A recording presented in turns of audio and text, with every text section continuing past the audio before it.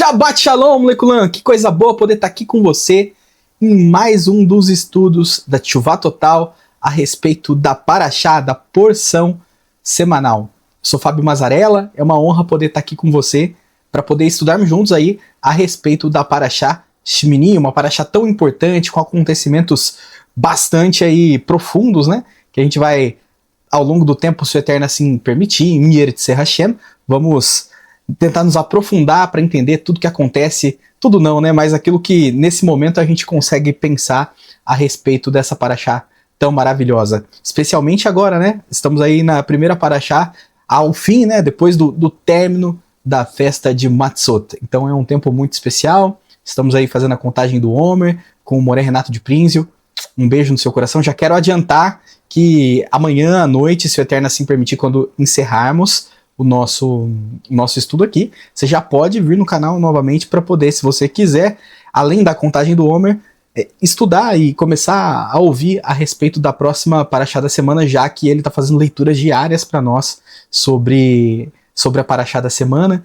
Então, inclusive disponibilizando slides que são maravilhosos, porque além deles carregarem todo o contexto ali do original, né, todo o texto no original, nós temos as palavras que aparecem que são mais diferentes, com vocabulário. Então, assim, se você quer aprender hebraico, eu não ficaria de fora, não deixaria de acompanhar, porque é realmente maravilhoso. Bom, tendo falado a respeito dessas notícias, na verdade não é nem notícias, né, desses fatos tão importantes que o canal tem para você aqui, a gente vai começar então estudar e falar a respeito da Parashá Shmini, tentar entender como nós podemos aplicar na prática as lições contidas nessa Parashá, que são lições muito importantes, inclusive no nosso dia a dia, coisas que são responsáveis diretamente pela nossa sobrevivência, e coisas que o Eterno passa a orientar as pessoas a quem Ele ama, para poder seguir, para poder ter vida através dos mandamentos, como ele diz inúmeras vezes através de Moshe, na sua palavra, né, que é a sua Torá.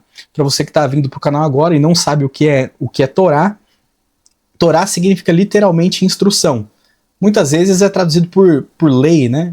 Especialmente quando foi feita a tradução para a Septuaginta ou para outras línguas como o grego, nós temos essa palavra sendo traduzida como nomos. E, infelizmente, essa palavra nomos em grego é pobre para traduzir o significado na verdade, a amplitude da palavra Torá, né? Torá, que significa justamente instruir, mas de hará, né? De acertar o alvo, o contrário de ratar, que seria errar o alvo, inclusive é a palavra para pecado.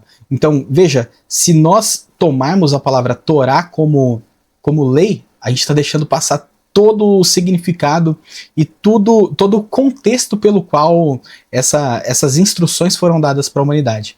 Lei, como até o nosso querido Moré Marcos Felipe fala sempre, causa uma certa aversão, porque traz a ideia de uma imposição a respeito de normas que você não estava predisposto a concordar. É o contrário de instrução, né? Instrução é uma coisa ampla, uma coisa que as pessoas valorizam. Por exemplo, se você começar com um trabalho novo em algum lugar, você se sentiria mais feliz em receber as leis do local ou instrução a respeito do que seria melhor para você, para sua carreira naquele local? Veja, nós como seres humanos estamos muito mais aptos, muito mais receptivos e abertos a receber instruções para que possamos, através delas, galgar posições de satisfação, tanto pessoal quanto para com o próximo. Nas nossas vidas isso não é diferente. A Torá do Eterno serve para que nós possamos conosco, mesmo nos sentirmos até mesmo pessoas melhores, né? Podemos agir para sermos pessoas melhores e nos conectarmos assim com o Eterno, o Criador de tudo. E também nos relacionarmos, nos conectarmos com o nosso próximo de uma maneira que seja salutar, uma maneira que seja saudável, tanto para nós quanto para o nosso próximo. Se as pessoas respeitassem só as Aseret HaDevarim, as 10 das palavras, muitas tragédias que nós vivemos hoje na humanidade estariam resolvidas, né? Os presídios estariam praticamente vazios, com certeza absoluta.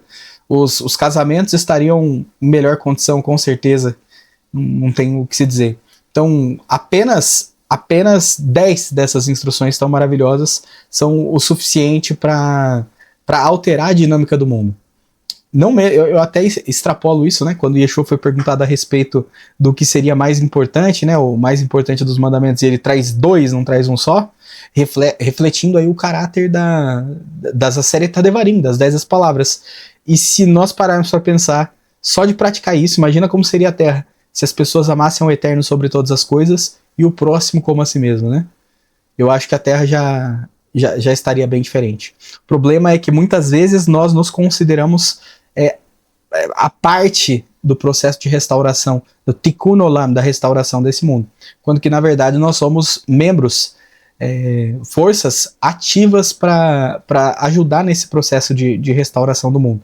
Não cabe a gente desistir por conta da situação do mundo, mas sim lutar contra a nossa natureza, né, primeiro dentro de nós, e lutar também contra os aspectos exteriores desse mundo, dando demonstração a respeito do que nós aprendemos na instrução do Eterno e nas palavras de Yeshua, o nosso querido Salvador e Mestre, né? Então, vamos seguir com os estudos começar, na verdade, né, os estudos da Parashá Shemini e tentar entender alguns aspectos que são um pouco, eu vou usar até a palavra, estranhos ao ponto de vista aos olhos humanos, né?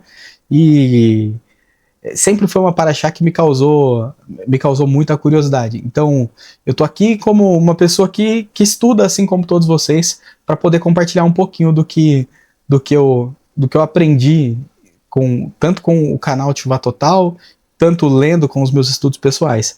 Mas a realidade é que tem coisas na escritura que são aquilo, até Moshe fala sobre isso, né? Aquilo que nos foi revelado, nos foi dado a enxergar, é para nós, mas ao Eterno pertencem as coisas ocultas. Então tem coisas que nós, obviamente, se está aqui, é para que nós possamos investigar, para que nós possamos ruminar esse conhecimento, colocar para fora, praticando, depois trazer para dentro, entender o que melhorar, colocar para fora, e assim termos as nossas almas nutridas a respeito do que o Eterno quer para nós. Então nós vamos fazer esse exercício todo tentar, né, se o Eterno permitir, fazer esse exercício com a Parashá Shemini. Bom, deixa eu colocar na tela para você.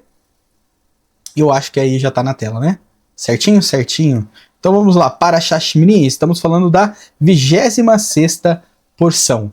O número 26 é um número que salta aos olhos, né? Curioso ser a Parashá Shemini a de número 26. Se nós somarmos 2 mais 6, nós temos 8, ou seja, oitavo, né? Que é justamente o tema, né, da Parashá, o nome da Parashá, Shemini.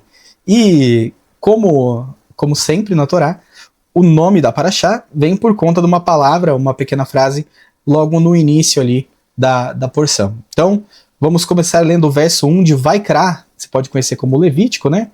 Uma coisa que eu quero fazer um adendo é que os nomes que você conhece dos livros da Escritura são adaptações, não são traduções. Então foi o que a pessoa que traduziu entendeu. E eu acho o nome, eu particularmente, isso é uma posição minha, Levítico, um nome um tanto quanto inadequado para esse livro, para esse Sefer, para esse livro.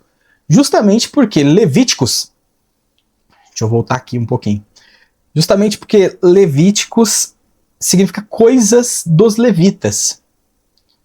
E essa não é a natureza desse livro.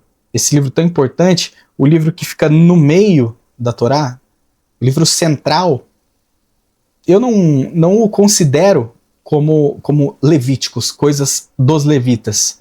Obviamente, este livro está recheado de instruções para levitas, para sacerdotes, mas também para o povo como um todo, ou seja, para todos nós que aderimos à aliança do Eterno. Aqui existem instruções maravilhosas para todos nós. Então veja que o nome Levítico não é um nome apropriado para esse livro. No original o nome é Vaikra, que significa e chamou, que tem muito mais a ver com a essência desse livro. Se nós pararmos para observar, quando nós voltamos para o ocorrido no Éden, o primeiro verbo de atitude do Eterno para com o homem foi Vaikra. Vaikra. Ele chamou o homem. Esse chamado que o Eterno fez para Adão, o nosso pai de abençoada memória, é um chamado que ecoa por toda a eternidade para todos aqueles que são Bnei Adam, que são filhos do homem. que são filhos de Adão, são seres humanos.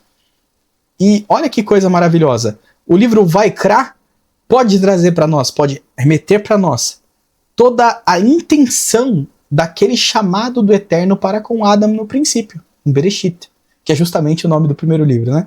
Mas veja como é interessante. Se nós conseguimos entender a essência do livro de Vaikra, nós conseguimos entender a essência do que o Eterno quis quando chamou Adam lá atrás. E ele podia realmente ter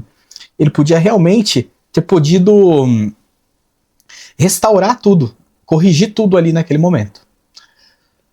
Veja que a palavra que o Eterno dá para Adam é Ayeka Adam.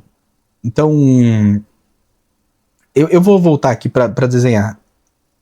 Vamos lá. Deixa eu ver se eu consigo me lembrar de cor como que ela está lá, mas se eu não me engano é Ayeka. Ayeka. Meu Deus, sempre essa luta, né? Minha letra. Eu acho que eu vou ter que comprar um caderno de caligrafia para melhorar. Então o que nós temos lá é essa palavrinha, Ayeka, que é uma palavra que não é muito comumente utilizada na escritura. É um chamado para dizer onde você está.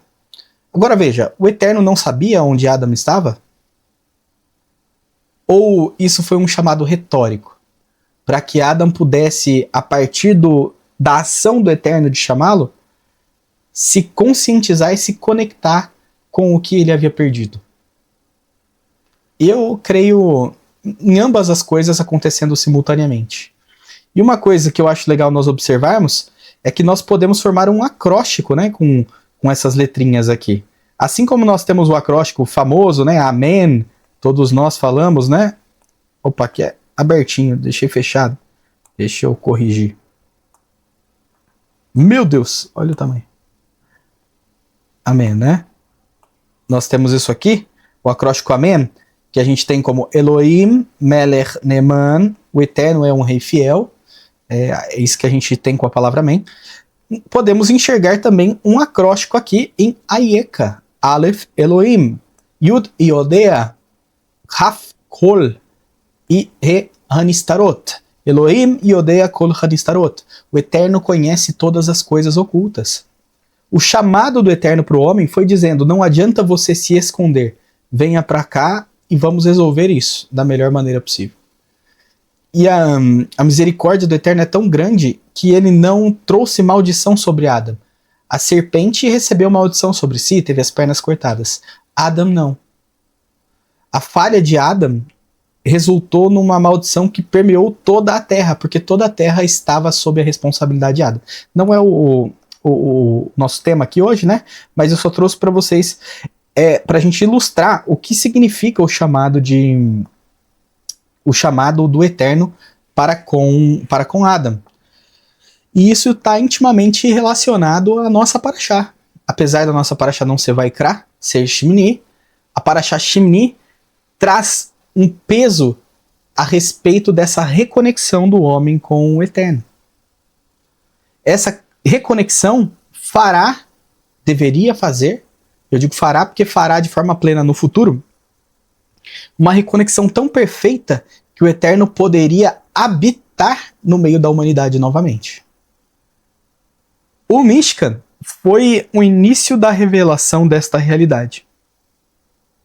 Então, essa Parashá se conecta, ela tem essa conexão intrínseca com o próprio livro de Vaikra. Veja como a gente chegou nesse tema a respeito do nome do livro, que é Levítico. Veja como o nome Levítico não faz sentido para o propósito do livro. A Parashá Shemini abrange o aspecto do chamado, e abrange o aspecto da reconexão, e abrange o aspecto da transformação de uma realidade. Então, quando nós olhamos para a Parashá, olhamos para o livro que ela está inserida, a gente consegue entender que ela carrega muito, muito mesmo, do aspecto da reconexão tão desejada por todos nós e pelo Eterno. Essa reconexão entre todos os seres humanos, entre ser humano e ser humano, e entre o ser humano e o Eterno, para que nós voltemos numa realidade de delícias, né?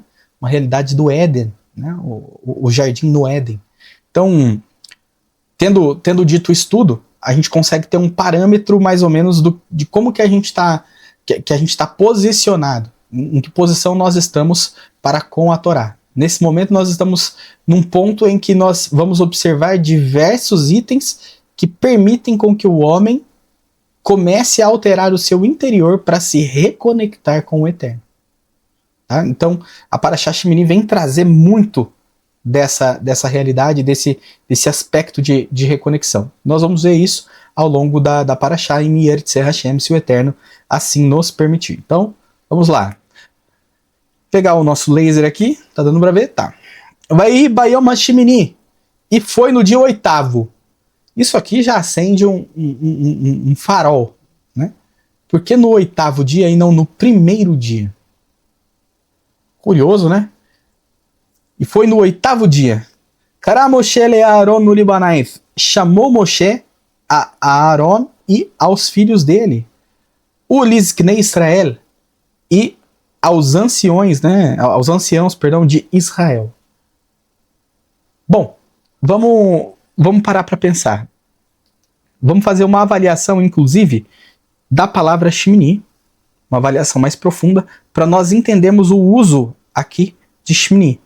8º dia é uma coisa que não é tão comum, porque se a semana tem 7 dias, vamos parar para pensar assim, por que o 8º vamos supor que fosse da semana aqui, né? Mas por que o 8º da semana? Por que não o primeiro da semana? Porque existem aspectos a respeito de uma realidade oculta que seria revelada. Esse é um posicionamento interessante. E, inclusive, nós temos o Shemini utilizado em outros pontos da escritura. Vamos avaliar primeiro a palavra. Vamos fazer, então, primeiramente, a gemátria da palavra, né? Do nome da nossa Parashá. Shemini, que significa 8º, tem a seguinte gemátria. Vamos lá. O Shin vale 300, o Mem vale 400, o Yud vale 10, o Nun vale 50 e o outro Yud vale 10. Então nós temos 10 com 50 com 10, 70. 70 com... Não é 400, né? Perdão. Vamos com calma aqui. O Shin 300, o Mem 40, por favor, né? Yud 10, Nun 50 e Yud 10. Esse Nun com Yud dá 60. 60 com 40, 100. 100 com 300, 400. Faltou um Yud aqui. 410 é a gemátria da nossa palavra. 410. E olha que legal. A gente pode reduzir e encontrar a raiz. 4 mais 1. 5. 5 nos fala do quê? Os 5 rolos da Torá. E o 5 fala da letra E, que significa revelar. Ela é o oposto da letra Het. E Het significa 8º. Pera, como assim? O que uma coisa tem a ver com a outra? Veja, se nós avaliarmos esse 410 em redução, encontrarmos a raiz que é 5, nós estamos falando de 5 que fala de obediência. Fala dos 5 rolos da Torá. Os 5 pergaminhos que compõem a Torá. Então, e nos fala os 5 também pode nos falar a respeito de revelar. Algo que permite passagem para revelar. Revelar o quê? Os 5 rolos da Torá, a vontade do Eterno para toda a humanidade. Só que, curiosamente, Shemini, o 8º, pode ser associado à letra Het. A letra Het que significa barreira. Olha só, uma barreira para a santificação, talvez. Uma maneira de se santificar é separar, não é? Então, o Het vem com, na verdade, a palavra que traz, né, a ideia de santidade tem a ver com separação. Separar uma coisa e outra. Então, apesar de revelar, nós temos também a separação que é importante, a partir de quando recebemos aquilo que nos foi revelado. Então são algumas coisas interessantes já de cara aqui a respeito da palavra Shemini, né? Shemini, o 8º, nos associa ao Het. Não dá pra gente deixar de lembrar com o Het da festa de Pessah. Não tem como. Por que a festa de Pessah? A festa de Pessah é apenas um dia, e a festa de Matzot, que é correlata, associada, né, intimamente ligada, são 7. Por que o Het? O que o Het tem a ver com a festa de Pessah? Justamente porque o Eterno fez divisão, ele separou entre os filhos de Israel e entre os egípcios. Ele fez distinção. Essa distinção foi feita através de uma barreira. E que barreira foi essa? Justamente desenharam nos umbrais das portas, veja só. Desenharam nos umbrais das portas, vou desenhar uma portinha egípcia aqui, ó. Vou pegar a cor preta. Tem uma porta egípcia, né? Ou a porta mesmo dos hebreus que lá viviam, né? E aí nessa porta foi passado, nas mesozotos, né, das portas, foi passado o sangue de um cordeiro. Lembrem-se disso, né? Então, nós temos mais ou menos assim a pessoa fazendo esse bloqueio da porta, né? Veja como parece bastante a nossa letrinha RET, o que foi desenhado com sangue. Era realmente uma barreira, um bloqueio, uma proteção.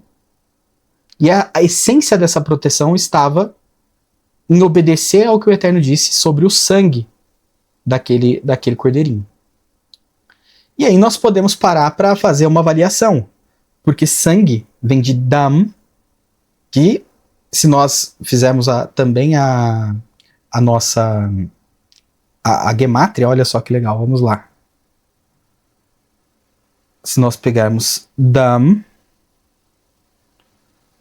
agora é fechado, e nós somarmos, nós temos 4 e 40, igual a 44.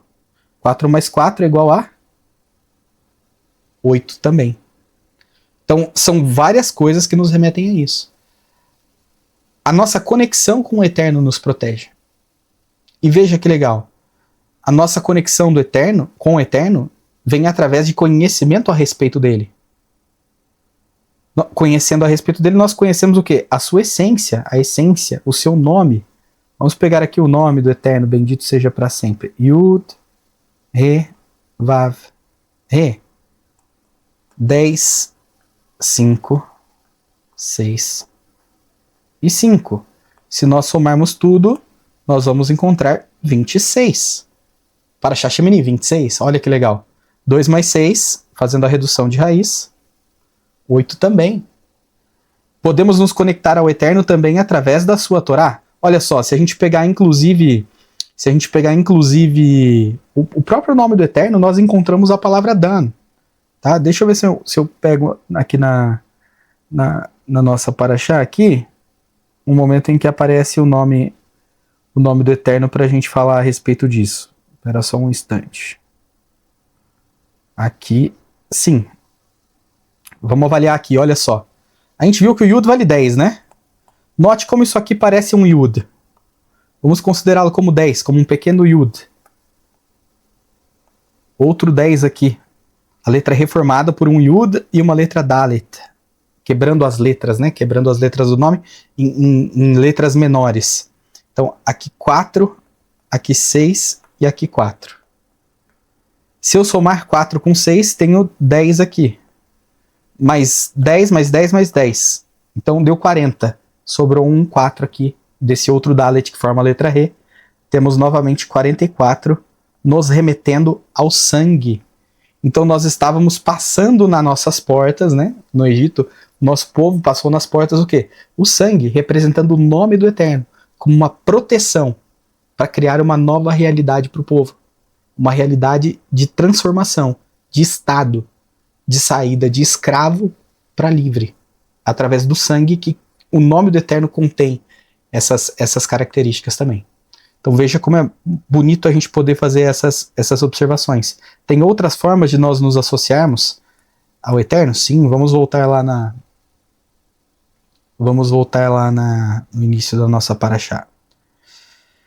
Podemos pegar a palavra Torá.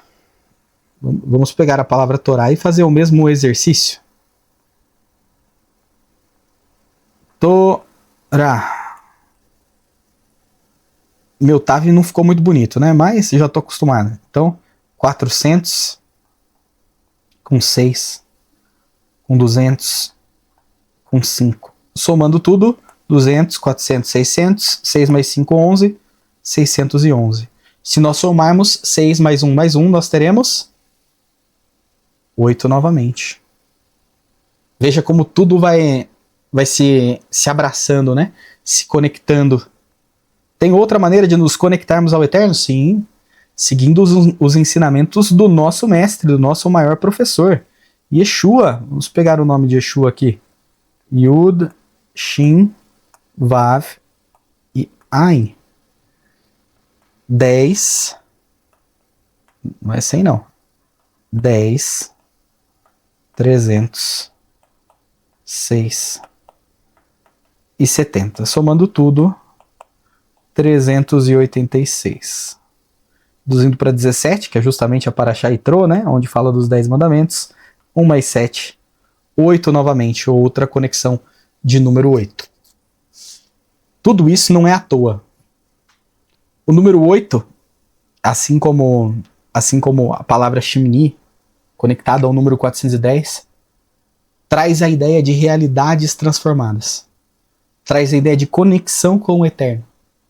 Conexão feita através de revelação e separação. Veja como poder avaliar isso tudo no hebraico faz com que nós possamos enxergar questões que em qualquer outro idioma nós não teríamos nenhum tipo de acesso.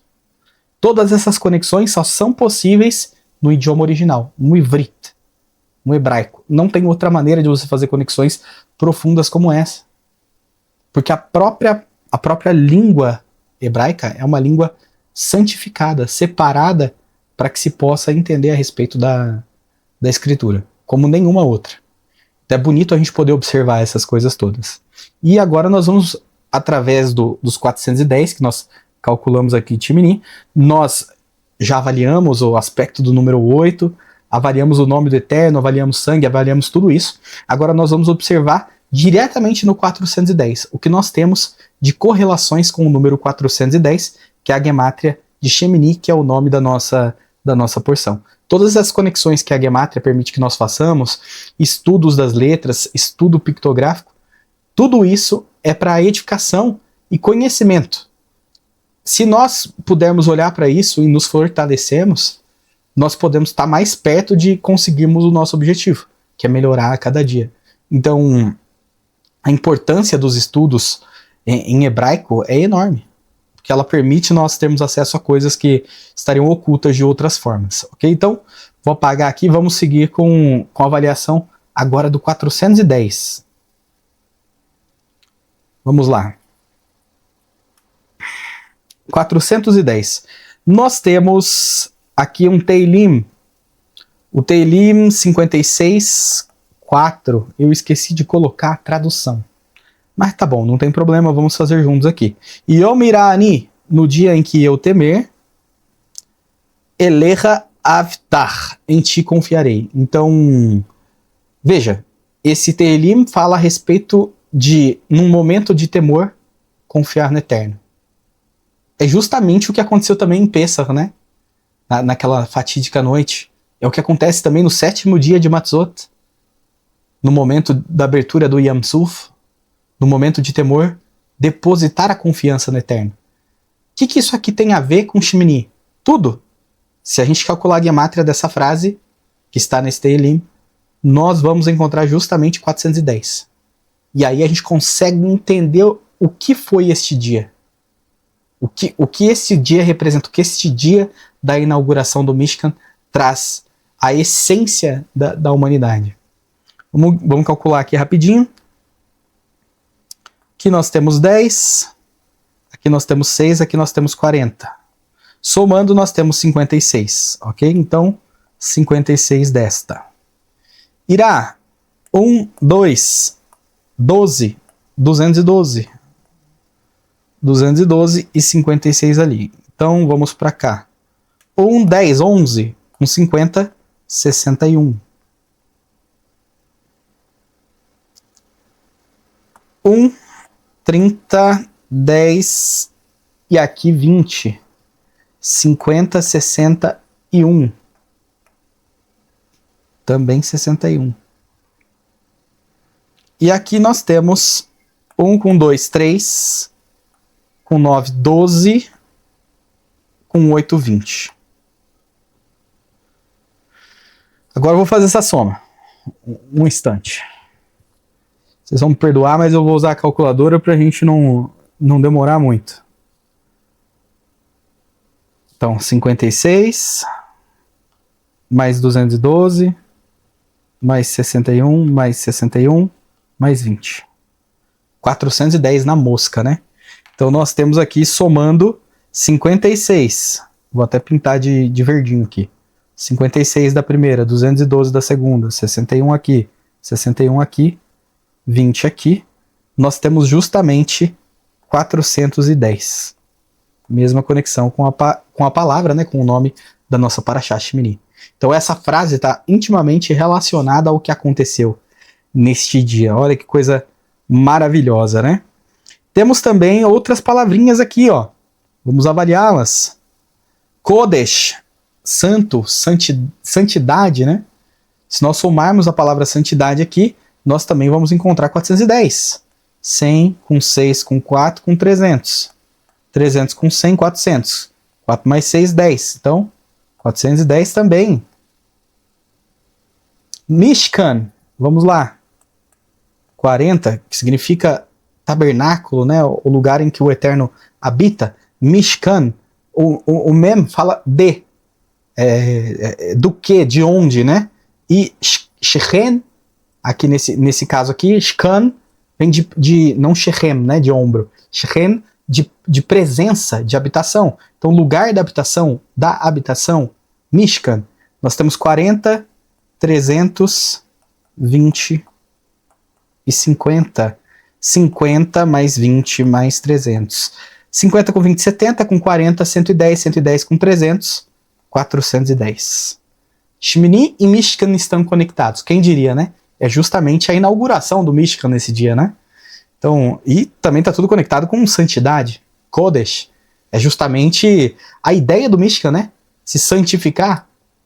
Você saber que o Eterno está ali, que é necessário fazer separação entre coisas puras e impuras, entre o que é santo e o que é comum. O Mishkan é uma presença constante, é uma lembrança constante através de sua presença de Kodesh, de santidade. Mamshal, no sentido de governo, olha só, 40, 300 e 30. 40 com 40, 80 com 30, 110, 110 com 300, 410 também. Este aqui, governo, se nós associarmos ao oitavo, nós podemos observar uma realidade transformada. Para explicar isso para vocês, o ideal seria fazer uso da festa de Sukkot, né? Se nós observarmos, a festa de Sukkot tem 8 dias. O primeiro é um Shabbaton e o oitavo também é um Shabbaton. Apesar da festa ser chamada de festa de 7 dias. Então, o oitavo de Sukkot é um suprassumo da realidade do que os 7 anteriores nos trazem. Nós podemos associar isso tudo com o que nós estamos vivendo através de milênios. Os 6 primeiros milênios falam de 6, obviamente, Adam, né? O homem foi criado no 6º dia. O 7º, um milênio governado através do Eterno, pelo seu Mashiach, mas um governo vindo do Eterno. E o 8º milênio de uma nova realidade. Isso aqui é uma teoria muito poderosa de que 6 milênios foram entregues, né, ao domínio dos homens. O 7º milênio é a reconexão, é o aperfeiçoamento através de um governo vindo do Eterno, que trará descanso e consolo a toda a humanidade. E o 8º é a transformação desta realidade, quando o próprio Eterno vai fazer com que as coisas celestiais se unam com as coisas terrenas. É a criação de uma nova realidade, completamente transformada. E isso a respeito do número... E isso tem tudo a ver com o número 8. Tem a ver com o 8º. A gente já falou um pouquinho a respeito do número 8, que nos conecta a Shemini e a essa Parashá. Então esse governo que eu coloquei aqui não é o governo humano, é um governo que transforma a realidade, nos trazendo à memória o 8º dia da festa de Sukkot, que representa um momento em que o Eterno tem tem o seu objetivo finalizado mesmo, né? Em que o homem e toda a criação se unem a ele de forma maravilhosa, transformando de uma maneira que nós nem conseguimos conceber. O sétimo é santificado, o sexto é de homem, mas o oitavo é a transformação da realidade. É o momento em que as coisas estão tão próximas do Eterno que não existe mais aquilo que é comum, aquilo que é normal. É bonito poder olhar dessa forma também. Nós temos a palavra Shema. Aqui é 70, aqui 40, aqui 110 deu, né? Mais 300, 410. Está totalmente conectado à palavra Shmini, a palavra Kodesh, a Mishkan, tudo isso. Quando nós dizemos Shema, nós lembramos justamente do que Yeshua ensina. O maior dos mandamentos. Qual? Shema Israel Adonai Eloheinu Adonai Echad. Ve'ahavta et Adonai Elohecha ve'chol levavecha, e tudo aquilo que a gente já conhece no Shema. Então, quando a gente fala a palavra Shema, nós nos lembramos também disso, essa conexão com o Eterno. E a Parashá Shmini nos mostra a importância de darmos ouvido às palavras do Eterno, porque elas trazem vida. O se desviar da palavra do Eterno é o que traz morte. Uma separação da conexão do homem com o Eterno. E nós temos também a palavra Ararat. Olha que legal. 1 mais 9, 10. 200 com 200, 400. 410 também. E o que é Ararat? É exatamente o monte onde a Arca de Noé, Tevanor, né? Tevatnor, a Arca de Noé, pousou. Ela descansou no monte Ararat. Naquele momento em que as águas desceram e a arca se conecta novamente com a terra, que é a essência de onde o homem foi tirado, né? O homem foi tirado da terra. Também do Eterno, né? Como imagem e semelhança, mas ele é tirado da terra. É o momento em que se inaugura um novo mundo. Novamente, uma nova realidade está posta, está colocada. É uma transformação das coisas. O mundo nunca mais seria como antes. Isso tem a ver com o número 8 também. Tem a ver com a inauguração do Mishkan, tem a ver com a Parashá Shmini, tem a ver com o 8º dia de Sukkot, tem a ver com o momento posterior ao milênio, o momento final ali da nossa trajetória como nós conhecemos como humanidade. Tem a ver com o governo do Eterno justamente nesse momento, a autoridade do Eterno. A história da humanidade é justamente o palco através do qual o Eterno vem agindo, permitindo inclusive o livre-arbítrio humano, que faz tanto mal, né, para a terra que o Eterno criou e para a própria criação do Eterno, para os outros seres humanos. Então, tudo isso aqui, Shema também, né, como a gente já falou, tudo isso se conecta profundamente com os conceitos e os quesitos da palavra Shemini e do que nós vamos ver aqui nessa Parashá. Vamos seguir então aqui com a nossa leitura. Eu trouxe para vocês, quis trazer essa observação a respeito da festa de Sukkot, né, e do 8º dia. Por que o 8º dia, né? Como nós já conversamos a respeito do número 8, falamos sobre Shemini, falamos sobre isso, eu trouxe só por observação, né, para vocês verem que tá mesmo lá no texto em Vaikra 23, então, como é traduzido erroneamente, na minha opinião, Levítico 23, no verso 39, vamos fazer a leitura juntos aqui, né? Mas, deixa eu ver se tá na tela tudo para vocês. Agora tá melhor, né? Mas, Ramishá Asar Yom Lachodesh. Então, no 15º dia, para a lua Hashivi, então, o 15º dia do 7º mês, né, da 7ª lua, Be Asfichem, na junção, no momento em que a juntarem, né, na junção, no contar, na verdade é o momento em que se ajuntava, vamos ver o quê? Etetevuat haaretz, aquilo que saiu da terra, então são os frutos da terra. Quando você junta aquilo que saiu da terra, os frutos produzidos pela terra, nesse momento, que é o 15º dia da lua 7ª do mês 7, Tarogu, celebrarão et Hag Adonai. uma festividade, festejarão uma festa de Adonai. Shiviat Yamim, por 7 dias, Bayom Harishon Shabbaton, no dia 7º, no primeiro dia, Shabbaton, no primeiro dia, um descanso memorial. Uvayom Hashimni, olha só, a nossa paraxá aqui. E no dia 8º, Shabbaton. É uma festa de 7 dias, mas o Shabbat, diferente de Pesach e Matzot, não vem no primeiro e 7º. Agora vem no primeiro e 8º. Que coisa curiosa, né? Parece a mescla de duas realidades diferentes. Apesar das duas terem a ver com a saída do Egito, é como se elas expressassem 2 pontos de realidade distintas que se conectam entre si. Não é curioso? Veja, pare para observar. Pesach, Matzot, nós temos Shabbaton no primeiro dia e Shabbaton no 7º dia. Sukkot, uma festa de 7 dias, mas que tem Shabbaton no primeiro e no 8º dia. Pense nisso como nos momentos, por exemplo, é uma associação, ok? Vamos fazer uma associação drástica. Podemos olhar para essa primeira parte, essas primeiras festas, refletindo um aspecto, por exemplo, da missão de Yeshua, e a outra parte, um aspecto de outra missão de Yeshua.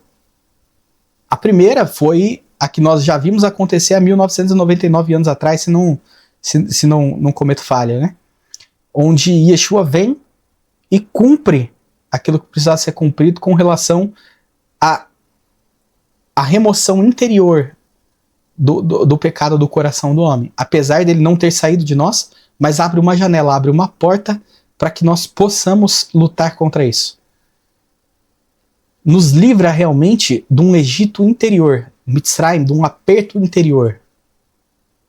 Nos livra de ele adianta para nós uma realidade que ainda não nos é chegada, que é a do reino do eterno. Lembra que nós falamos também da palavra governo, reinado, nesse sentido? Então, ele adianta isso para nós. Só que a outra parte da missão de Yeshua que ele ainda não conclui, vai concluir, é o seu retorno, seu regresso para cumprir a vontade do eterno, agora com outra posição, uma posição de reinado, uma posição de controle, para colocar a humanidade novamente nos eixos, nos trilhos. Provavelmente durante um milênio, né? Seria aí talvez o 7º milênio. Olha que coisa curiosa. E no momento em que ele cumpre a sua missão, que é o quê? Devolver esse reinado ao Eterno de vez, entregar para que o Eterno faça essa fusão entre as duas realidades, uma realidade celestial e uma realidade terrena, representando aí no 8º milênio, o nosso 8º dia de Sukkot. Pode ser isso? Não sei, talvez.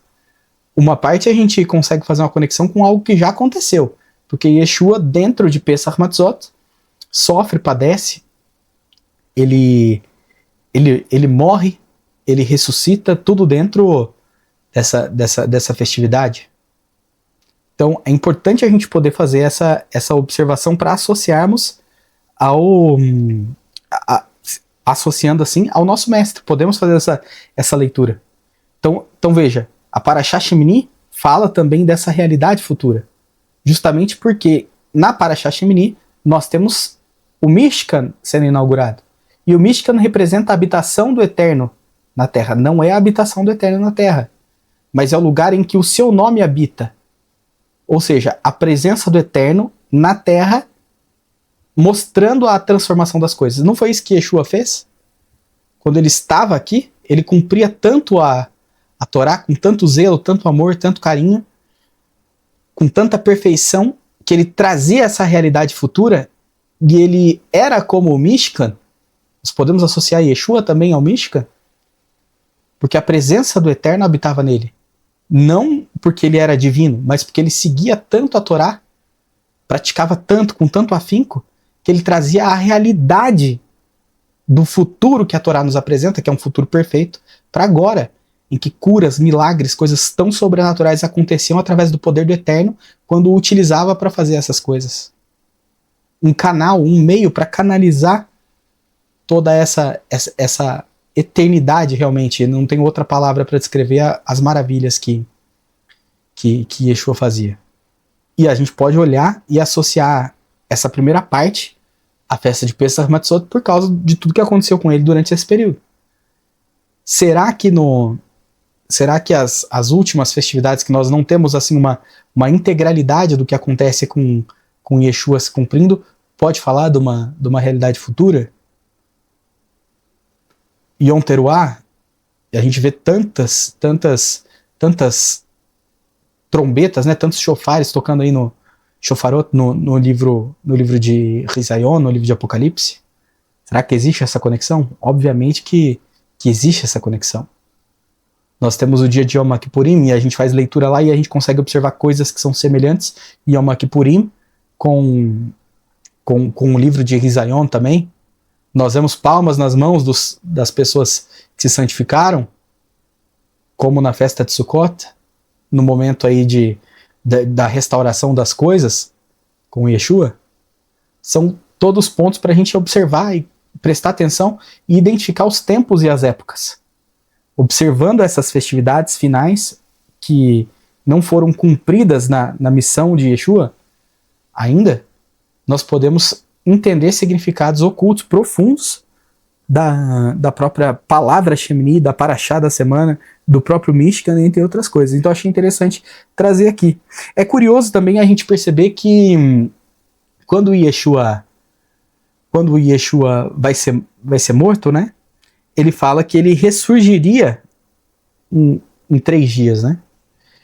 Vaian Yeshua, Vaiomer Alehem, e respondeu-lhes Yeshua e disse para eles, Irisu et ha'reichal hazeh, destruam este templo, Va'ani bisheloshet yamim akimenu, e eu em 3 dias, aqui não é edificarei, é a palavra levantarei, é a mesma para ressurreição, kumametim, a ressurreição dos mortos.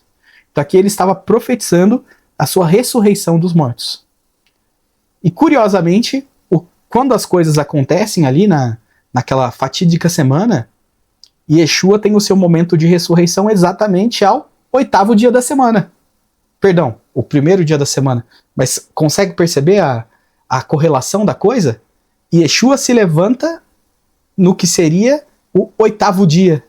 Não da festa, né, obviamente. Mas se a semana fosse esticada, prolongada, assim como o Eterno estica, ele prolonga a festa de Sukkot. A realidade da ressurreição de Yeshua acontece na transição entre o Shabat e o 1º dia da semana. Ou podemos olhar como o 8º dia da semana, nesse sentido.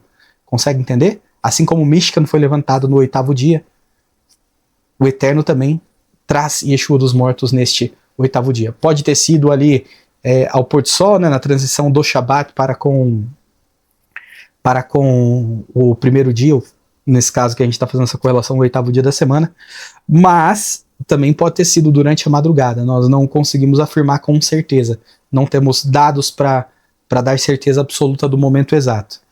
E aí eu trouxe aqui para mostrar que nós estamos realmente falando do 1º dia da semana, para a gente poder fazer essa conexão aí com o 8º dia, que é o da nossa Parashá, essa brincadeira de 8 e 1º, né? Vaihi ba'echat ba'shabat.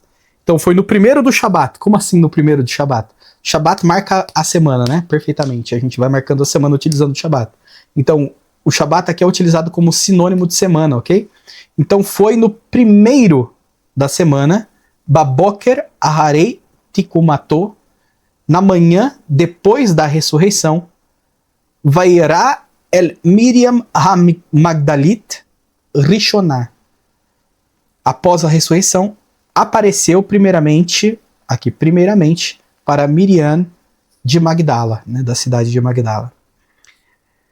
É legal a gente observar que quando a gente olha para isso tudo, nós vemos Yeshua ressuscitando no 1º dia da semana.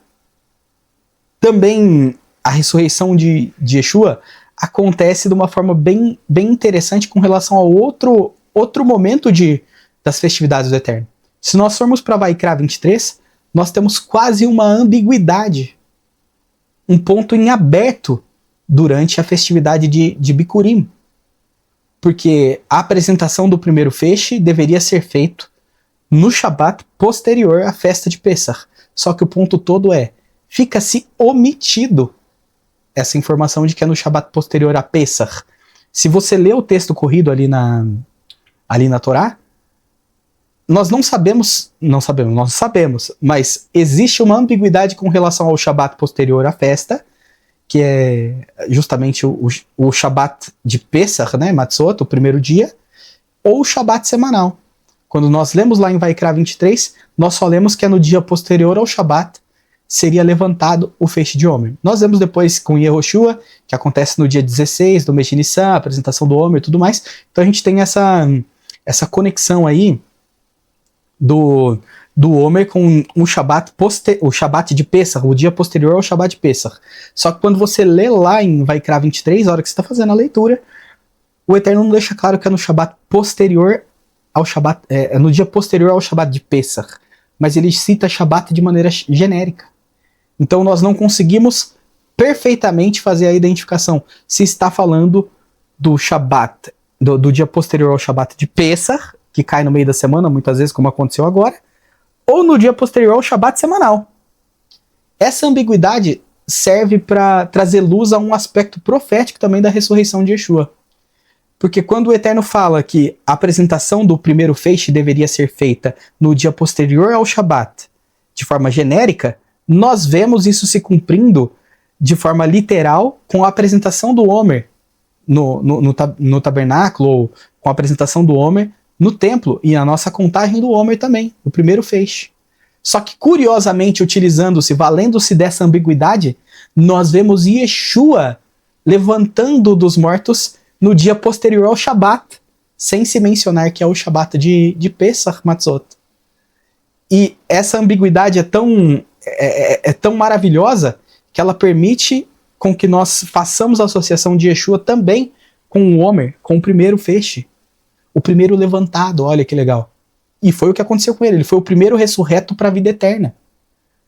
Por conta, quando eu vejo essas ambiguidades no texto corrido da Torá, a gente consegue perceber que está falando de um aspecto profético futuro que a gente ainda não consegue entender. Quando a gente olha justamente para o texto, e a gente aplica no nosso dia a dia, fazendo a contagem do Homer no dia posterior ao Shabat de Pesach Matzot, muitas vezes nós esquecemos que aquele texto aberto serve para apontar um fator futuro que a gente ainda não entende. Foi o que aconteceu com o Yeshua. Quando ele se levanta no dia posterior ao Shabat semanal, e não o dia posterior ao Shabat de Pesach Matzot, nós vemos essa conexão entre Yeshua e o primeiro feixe de Homer. Ele até fala o que para Miriam? Não me toques porque ainda não me apresentei ao Eterno. Não me apresentei ao Pai. Como o feixe era apresentado. Ele estava naquela condição de pureza extrema para chegar ao Eterno e se apresentar como o primeiro, como as primícias, como Bikurim, Orishon, o primeiro a se levantar dos mortos. Então é legal poder fazer essa associação, por isso que eu trouxe aqui o dia da ressurreição de Yeshua propositalmente como oitavo dia da semana, que foi de fato o primeiro dia da semana, e fazendo essa associação também com a festa de Bikurim, apesar de não ter sido no primeiro do Homer, foi num momento em que nós podemos fazer uso até mesmo dessa ambiguidade lá da Torá em Levítico 23 para entender por que o Eterno deixa aquele texto em aberto. Enxergando, nós podemos ver uma conexão profética entre Yeshua e a festa de Bikurim, a festa da contagem do Homer também. E nós não podemos deixar de notar que quando nós falamos de Yeshua, nós falamos dele como um modelo de ser humano ideal para todos nós. Como discípulos, a palavra Talmid vem de Lamad, que significa condução. Se a gente pegar a palavra Talmid, é Lamad com um Tav. A gente pode colocar um Tav e um Yud. Então, deixa eu ver se eu consigo escrevê-la aqui para vocês.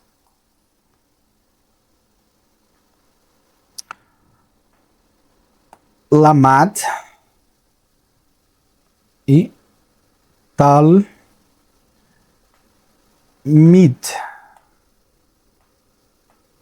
Veja, essas letras aparecem nas duas palavras. E olha que legal. Se nós pegarmos a palavra lamad, que significa condução, conhecer na condução, né? É um jeito mais profundo de conhecer. Muita gente traduz como doutrina, né? Mas é uma ideia de fazer igual ali, né? Nesse sentido, uma condução, né? nesse sentido. Se nós observarmos a palavra lamad, gera a palavra talmid. Então, o que é o talmid, o aluno, o discípulo? É aquele que a palavra tav significa sinal, né? Opa, peraí. Tem uma coisinha errada que eu quero corrigir aqui.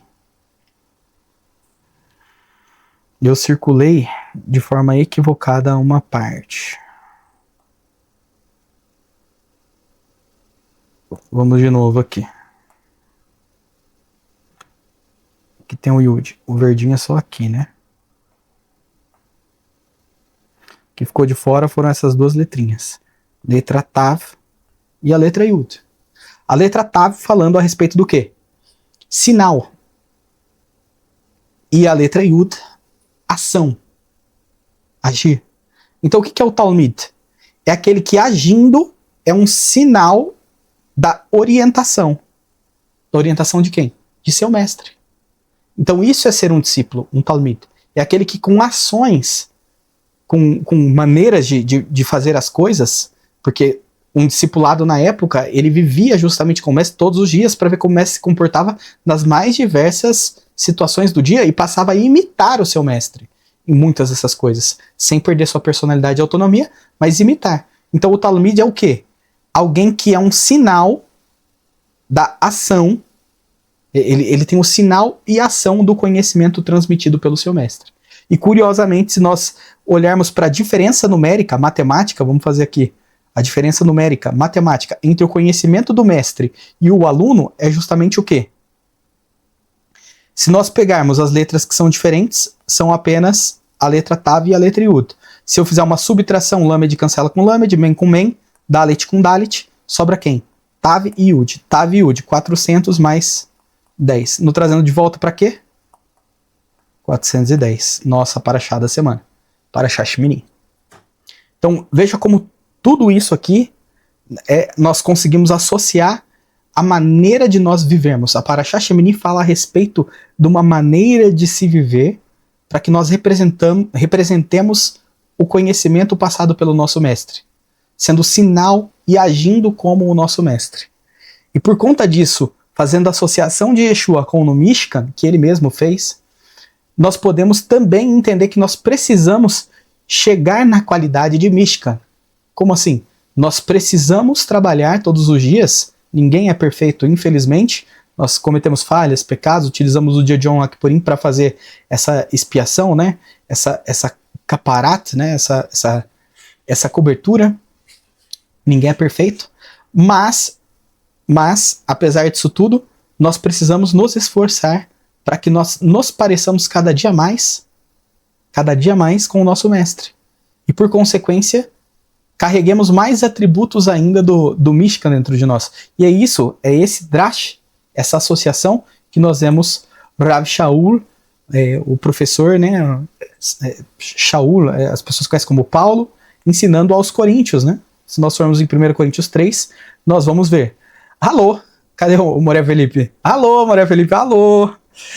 Alô, e Daitem, vocês não sabem que até Mishkan Elohim, que vocês são o Mishkan de Elohim, Veruach Elohim, Shochen, e o mover do Eterno habita Bitorachem, no meio de vocês, dentro de vocês. Vocês não sabem? Alô! Esse é o ponto todo. Veja a associação, né? Mishkan, a habitação, com habitar, né? Aqui no hebraico fica evidente. Tabernáculo com presença. O que tem a ver em português? Nada, né? Mas em hebraico a gente consegue ver. Então, a ideia toda é que nós possamos, olhando para Paraxá Shemini, nós façamos o quê? A distinção entre o que é puro e impuro. E esse é o coração dessa Paraxá. Do que é puro e o que é impuro. Do que é certo e o que é errado. Do que é santo e do que não é santo. E se nós precisamos nos aproximar de sermos como Mishkan, nós também podemos nos associar ao quê? A Kodesh. Quem é como Mishkan também carrega o quê? Santidade.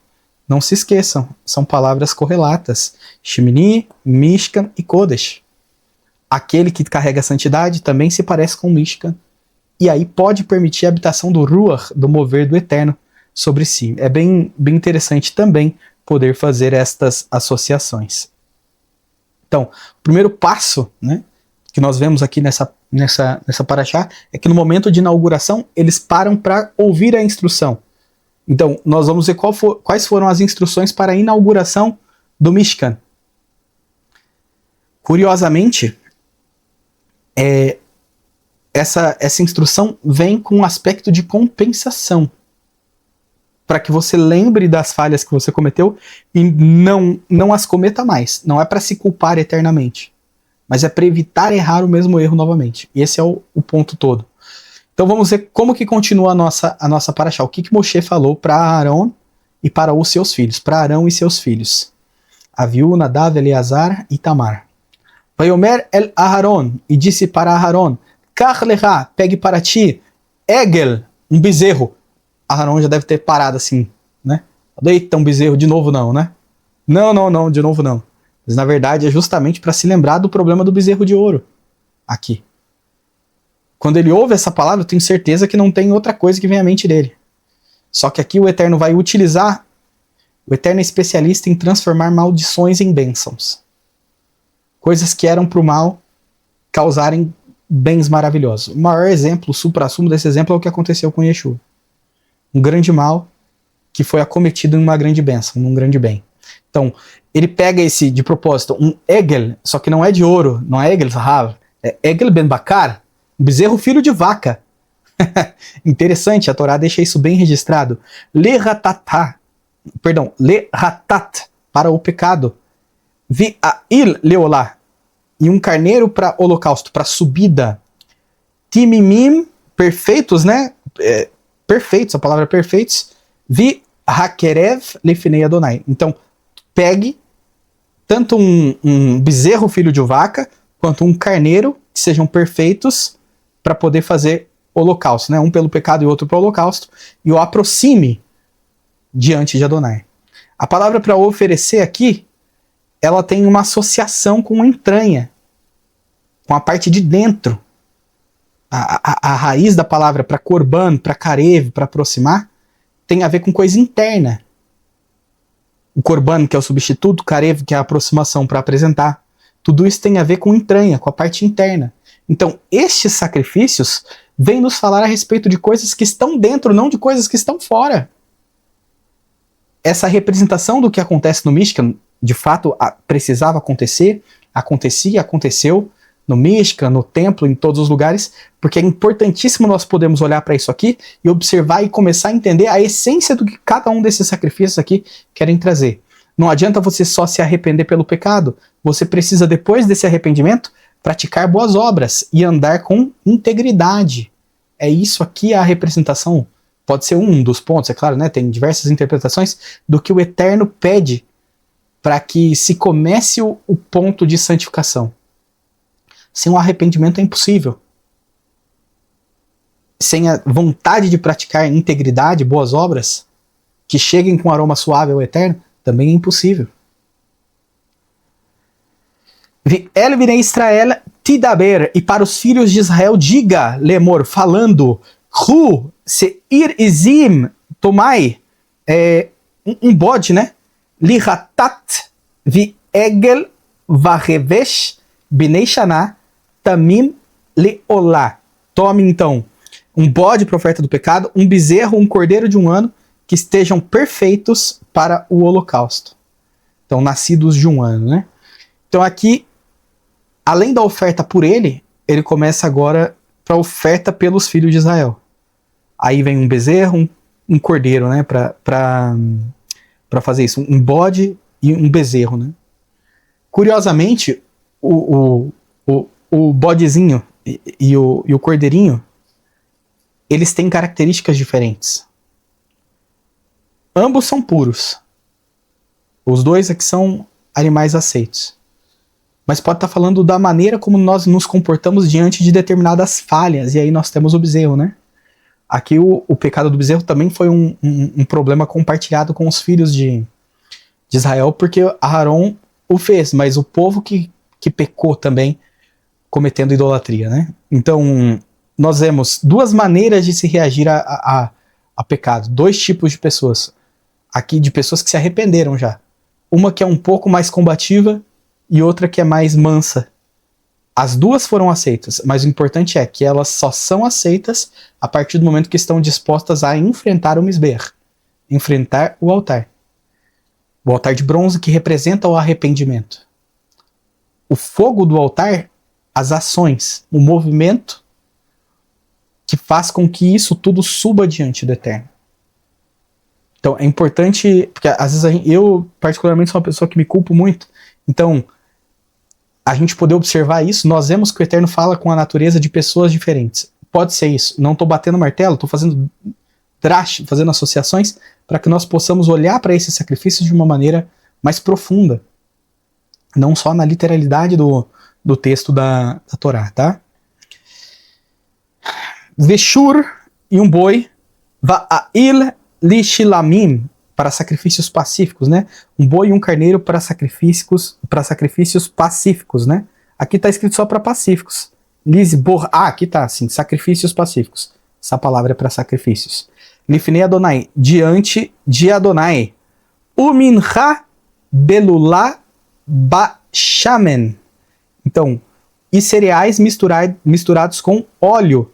Ki hayom Adonai nira'a aleichem. Porque hoje o Eterno aparecerá para vocês. Então, após todo esse processo de arrependimento e o início dessas obras de integridade sobre os fatos passados, independente de como essa natureza reagiu, mas reagiu se permitindo entender o erro e corrigi-lo, vem o momento de restauração plena. E aí haviam sacrifícios pacíficos, né?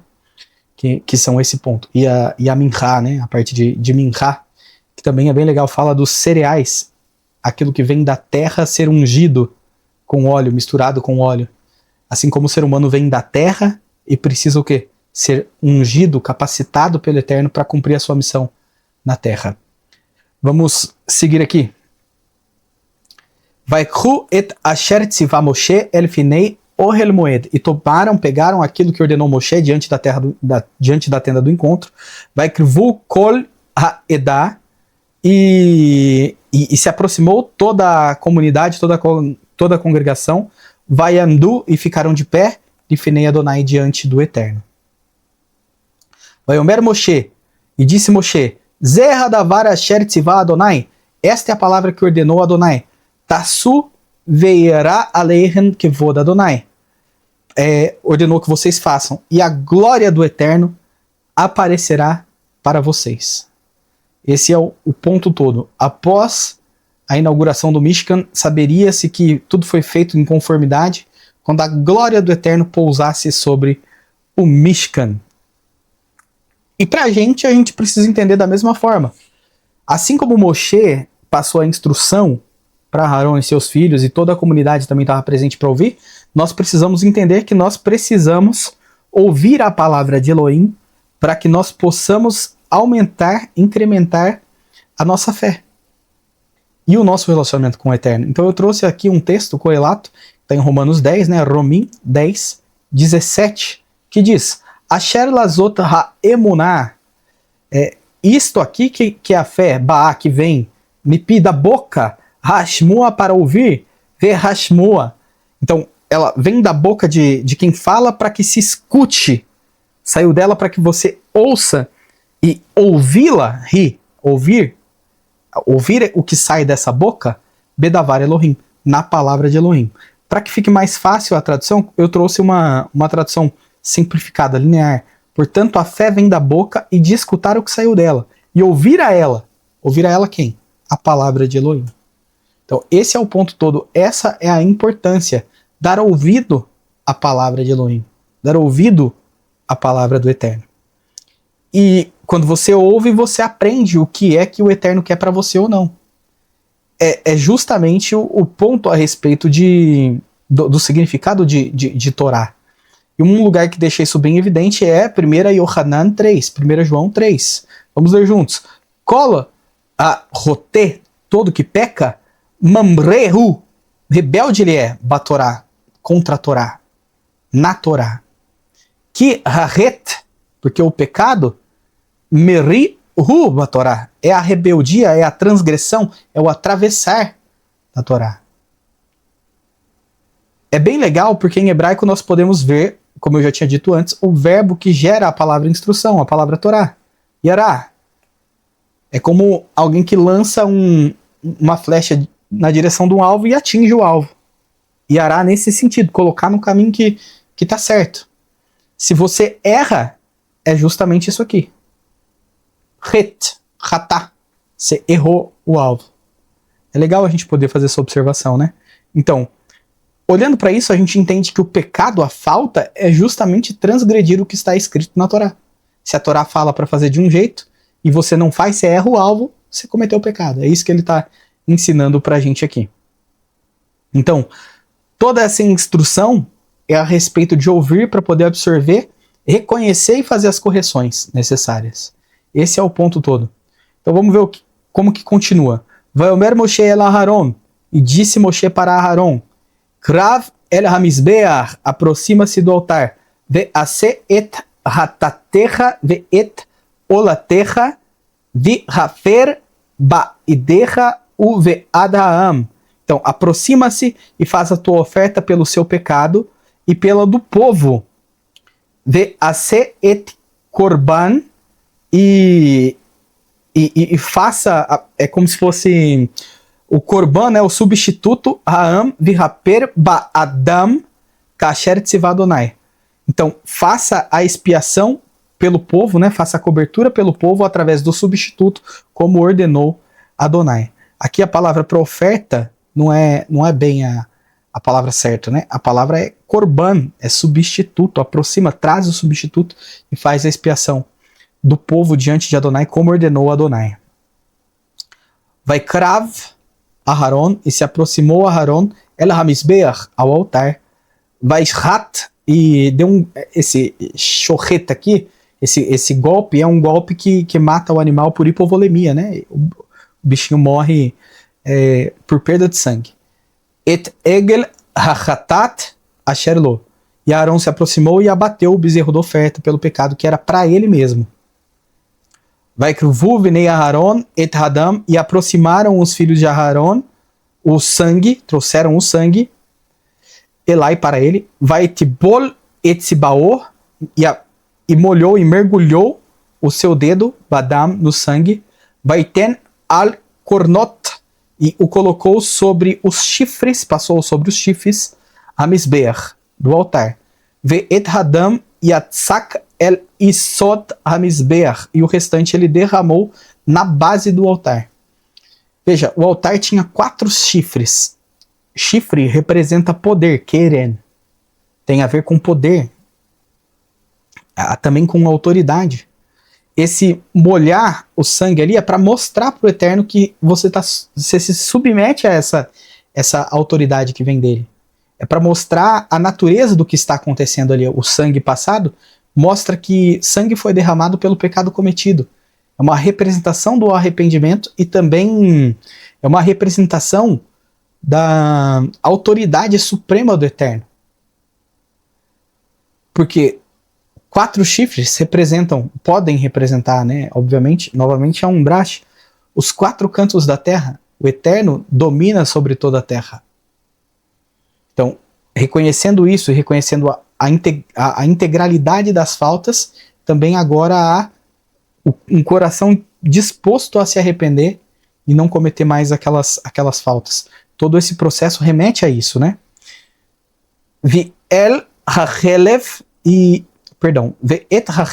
a gordura, ve'et hakliot, e os rins, ve'et haioteret, min hakavet, min hachatá, hiktir hamizbeachá, e a membrana do fígado da oferta pelo pecado veio a queimar, né, sobre o altar. Kasher tzivá Adonai et Moshe, conforme ordenara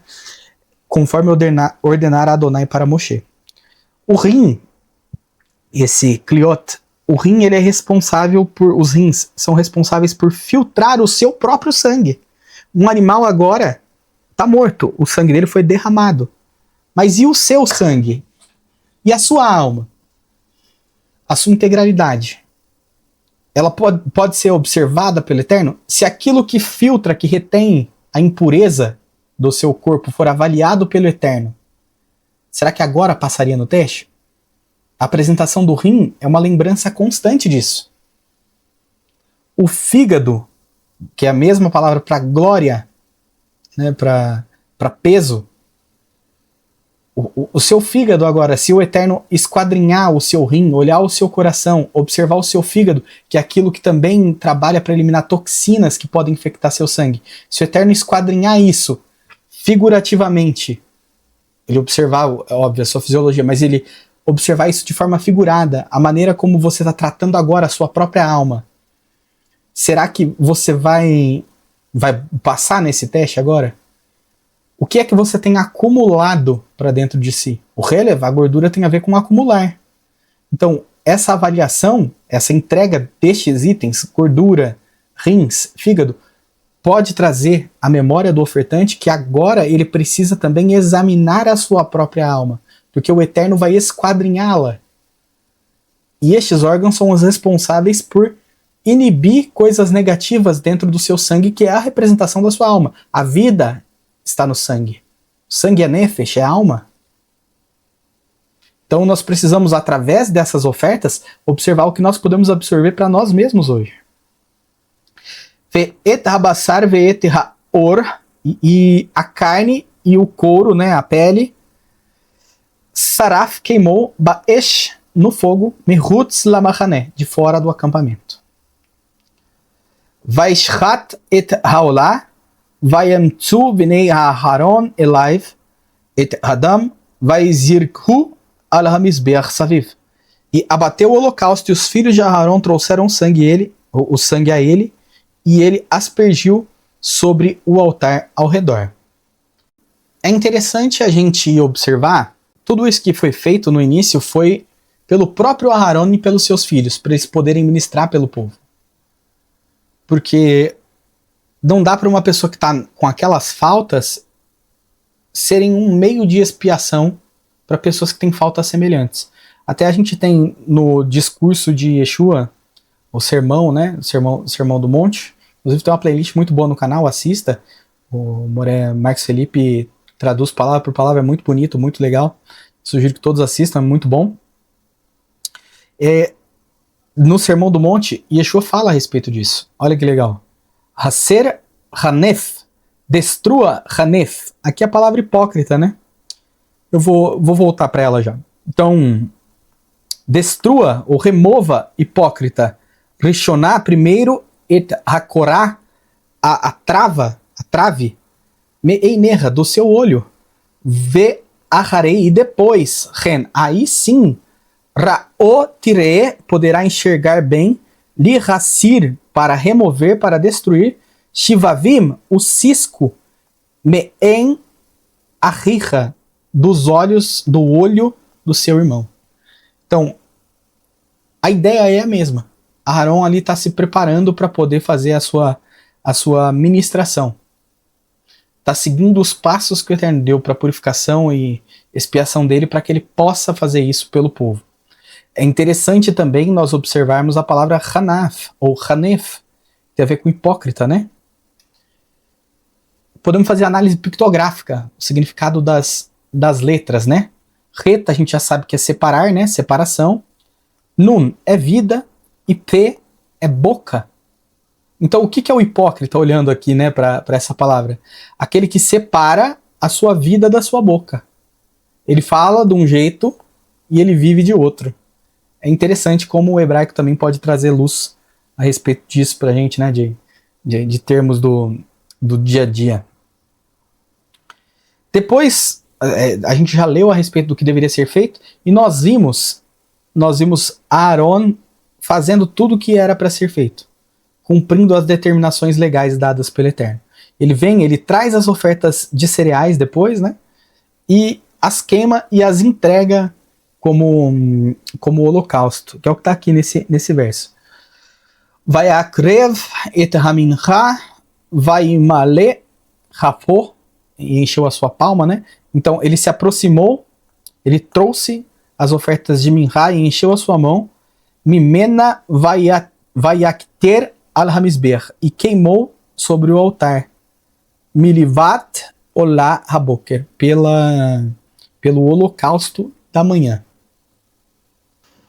Ele vem também trazendo os sacrifícios, né, que são considerados os sacrifícios pacíficos, e aqui mostra como isso foi feito, né, passo a passo. É como se após o perdão houvesse a representação dos frutos de Teshuvah.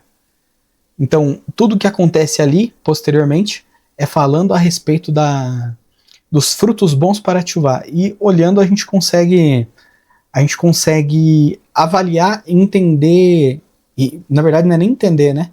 É começar a presumir para o futuro que aquilo aponta. E nós podemos ver parte desse futuro nas palavras de Yaakov, né? O irmão de Yeshua, você pode conhecer como Tiago, na sua carta, se nós formos lá no capítulo 2, no verso 17, nós vamos encontrar Ken gam haemunah em ma'asim em ima metai livadá. Assim também a emuná, a fé, se ela não tiver obras com ela está morta sozinha. Por si mesma, ela está morta. Então a pessoa dizer que acredita no eterno não é o suficiente. A pessoa precisa ter obras que demonstrem essa crença. A própria palavra emuná vem de amém. Ela pode ser escrita, inclusive, sem essa letra vav. Vou escrevê-la novamente aqui sem a letra vav, para a gente fazer uma avaliação legal, para ficar na cabeça e a gente não esquecer mais sobre essa palavra. Emuná. Se eu pegar daqui para cá, eu tenho a palavra amém. Aleph, Mem e Nun. Amém. E a gente já sabe que significa Elohim, Melech, Neeman. Elohim é um rei fiel. Agora a palavra emuná é a palavra amém com um e na frente. E nós já falamos. Re fala de revelar. Fala do número 5, que também nos traz para a raiz da palavra Shemini. 410 também dá 5. Então a letra Re fala também dos 5 rolos da Torá. Então o que é emuná? É amém, o eterno é seu rei fiel. Só que de forma revelada. Você revela para o mundo que o eterno é o seu rei fiel. Como? Através do número 5. O que é o número 5? Os 5 livros da Torá. Então, com as suas obras, você pode revelar que o eterno é realmente o seu rei fiel.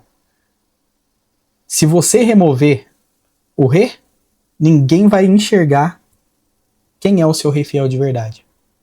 Então, a fé, sem essa revelação, através de obras, ela é morta porque ela não tem o seu papel, que é revelar quem é seu rei fiel. Bem interessante poder observar desta forma, né? E nós temos isso nos discursos, por exemplo, do primo de Yeshua, quando estava ensinando, o Anan Hamatbil, o imersor, né? Ele diz o quê? Se vocês se recordarem, em Lucas 3, nós temos, no verso 8, Lahena supritov, para vocês façam fruto bom, letchuvá, para tchuvá, um fruto bom de arrependimento.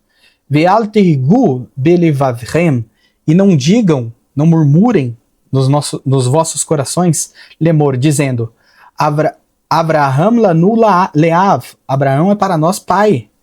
Que ani omer lachem, porque eu digo para vocês, gan min ha'avanim, ele, também destas pedras aqui, tasaig yad Elohim, apresentar-se a mão do Eterno, lihakim banim le Abraham, para levantar filhos de Abraão até mesmo dessas pedras. Então o que ele está dizendo? A sua herança sanguínea, o seu pertencimento sanguíneo a povo A, povo B, povo C, povo D, não é suficiente para te fazer ser considerado como filho de Abraão. Porque filho, até esse discurso traz a ideia disso, né? Se a gente pegar a palavra pedra, avanim, e a palavra para filhos, né? Banim, existe uma semelhança muito grande entre as duas. Porque o filho é aquele que traz a memória do pai, assim como as pedras são utilizadas para trazer memória. Por isso que se colocava pedras em cima de túmulos, para elas trazerem memória daquela pessoa que ali está, que ali está sepultada, né? Esse é o ponto todo. Se nós observarmos, ser filhos é trazer a memória, é servir como base, como pedra, para trazer a memória dos nossos pais. Então, não adianta ser filho de Abraão só no sangue. É necessário ter o quê? Pritovle tchuvá, fruto bom para tchuvá. E aí sim a gente consegue o nosso intento de nos tornarmos, né, filhos de Abraão de verdade, naquilo que realmente importa. Bom, depois de toda a apresentação desses sacrifícios, o que acontece? Nós vemos Aharon levantando as mãos para abençoar o povo. Então, Vaissá Aharon net Yadó, né? E, na verdade, Yadaiv. Aqui está falando para a gente ler como Yadaiv. Então, Vaissá Aharon et Yadaiv, ergueu as suas mãos, né? Elham, para o povo. Vaivrechem, e os abençoou. Vayeret me asot ha-hatat vehaolá vi ha-shilamim. E desceu para fazer a oferta pelo pecado, o holocausto e os sacrifícios de paz. Vayavô Moshe ve Aharon ela ohel moed, e veio Moshe e Aharon para a tenda do encontro. Vayetsu vaivrahu et ha'am. E saíram, entraram na tenda e depois saíram e abençoaram o povo. Vayera kvod Elohim, kvod Adonai, perdão, el kol ha'am. E a glória de Adonai apareceu diante de todo o povo. É importante nós observarmos que fazer todo esse ritual aqui é uma coisa que o Eterno pediu. Mas o ponto todo é que você precisa de um momento de contemplação na Ohel Moed, entrar e sair. O que significa isso? Se nós observarmos nós mesmos como Mishkan, é o quê? Olhar para dentro de nós e fazermos a avaliação de que tá tudo certo, é isso mesmo. Sempre observarmos as nossas atitudes para que a gente possa melhorar. O melhor jeito da gente melhorar é o quê? Avaliarmos a nós mesmos. E aí sim nós podemos transmitir aquilo que nós aprendemos, abençoar e expandir o nosso propósito. Esse é o ponto todo. Então, agora Aharon, acompanhado de Moshe, ergue suas mãos após entrar e sair da Ohel Moed, e a glória do Eterno aparece. Então nós precisamos sempre estar fazendo o quê? Observando dentro da nossa própria tenda, somos nós, né, do nosso próprio Mishkan, e junto com Moshe fazer essa inspeção como Aharon fez, para ver se está tudo certo. Ou seja, junto com a Torá, observarmos a nós mesmos e pesarmos a nós mesmos, para que nós possamos, avaliando nós mesmos, melhorarmos quando preciso. Depois que nós fizermos isso, nós podemos ensinar. E é o que nós temos também Paulo, Shaul, Ashaliach, o emissário, ensinando em 2 Timóteo. Vamos ver o que ele fala. Etasher shimata mipi vifnei eidim rabim, aquilo que vocês escutarem da boca de muitas testemunhas, hashmaba osneha anashin, faça ouvir nos ouvidos de homens nemanim, que sejam confiáveis. Asher ikono lilamet et hadevarim haele, e que possam ensinar estas palavras gam lezulatam, também para outros. Então esse também é o nosso objetivo. Depois que nós ouvirmos, nós praticarmos, é importante que nós passemos a também ensinar a respeito das coisas que nós aprendemos, né? Esse é um ponto importante. Isso também foi uma coisa que Yeshua falou para os seus talmidim, para os seus alunos. Vaiomer Aleihem disse para eles: Lihu vechol haaretz, andem, caminho por toda a terra. Veekru et ha-vesorá lechol basar, e proclamem essas boas novas para toda a carne. Curiosa, aqui a gente consegue ver, né? Bessorá, que é boa nova, tem tudo a ver com basar, carne.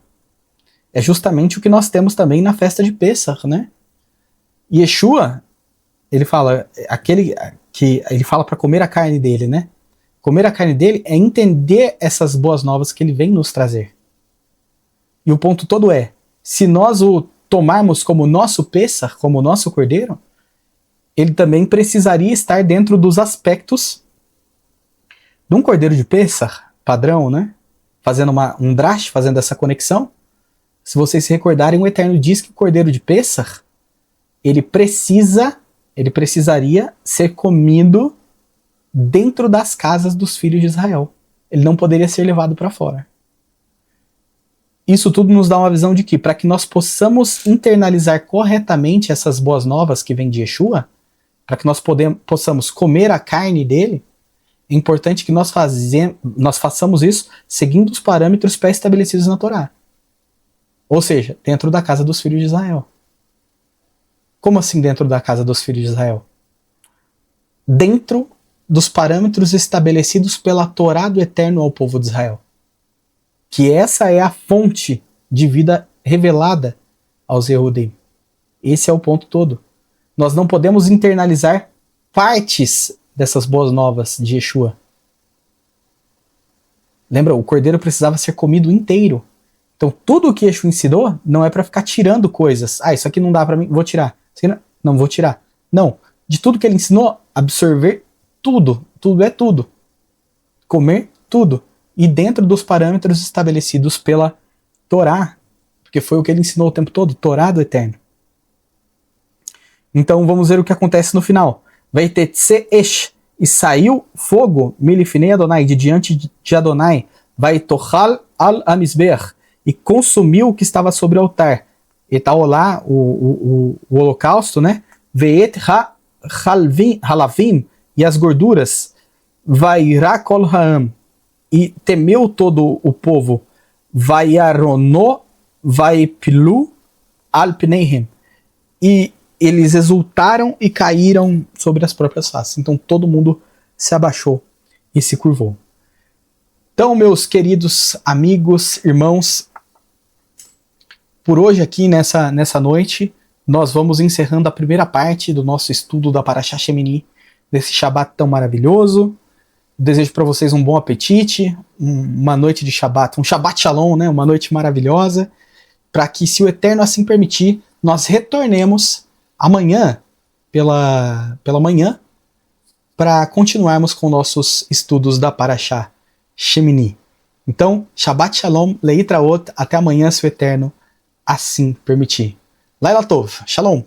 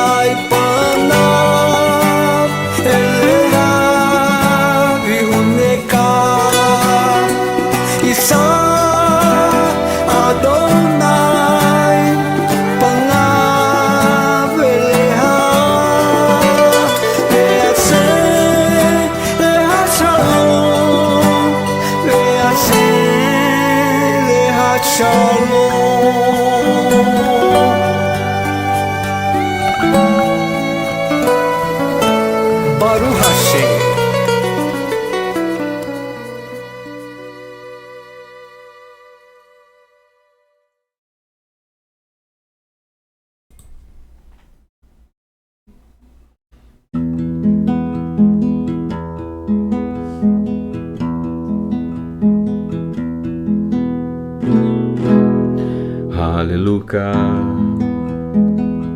הללו כלבל קודשו, הללו בירכיה עוזו, הללו בעקבותיו, הללו כרוד וגרו,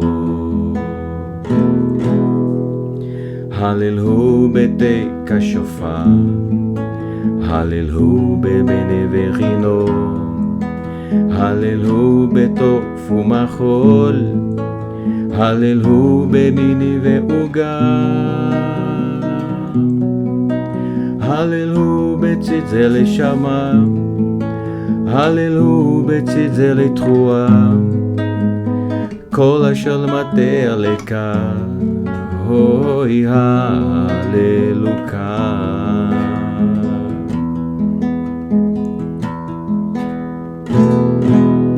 הללוקה, הללו כלבל קודשו, הללו בירכיה עוזו, הללו בעקבותיו, הללו כרוד וגרו, הללו בתיק השופר, הללו במנה ורינו, הללו בתוף ומחול, הללו במיני ועוגה, הללו בציצה לשמה, הללו בציצה לתרועה, אוי כל אשר מטה לכאן, אוי הללוקה, הללו בציצה לשמה, הללו בציצה לתרועה, אוי כל אשר מטה לכאן, אוי הללוקה.